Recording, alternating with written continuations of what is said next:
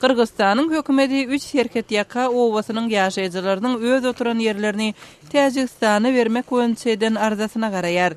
Serket meseleleri boýunça hökümet ara komissiýasynyň garamagyndaky ýüzlenme bilen Masiyit, Argasy we Taştumşuk owalarynyň ýaşaýjylary ýüzlendiler.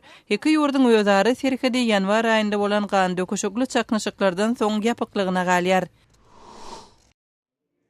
Belarusda yerli geňeşlere deputat saýlamak boýunça sesberişlik geçirildi. 20 000-den gowrak dalaşkar hasabalynan hem bolsa diňe birnäçe opozisiýon kandidat saýlandy. 23 martda geçirilen bu sesberişlige köp sanly gararsyz synçylaryň gözökçülük etmegine ruhsat berilmedi.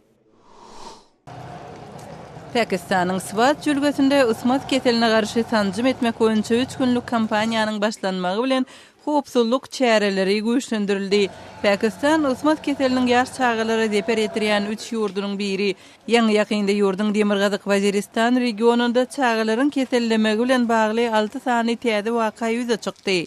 Ysmat keseline garşy sanjymlar ýamala şerýän işgärleriň we olaryň jan penalarynyň ençemeti islamçylar tarapyndan helak edilipdi.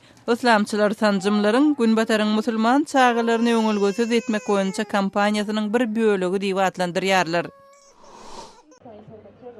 Gürjistanda studentler sosial ulgamlar arkaly çağırış edip inçe ketele garşy halkara gününi bellemek üçin Tbilisiň Medisina Universitetining öňünde jemlendiler. Universitetde inçe ketel barada ýöride konferensiýa geçirildi. Soňky statistik maglumatlarda Gürjistanda her 100 000 adamdan 130 adama inçe ketel bakteriýasynyň ýokuşanlygy aýdylýar.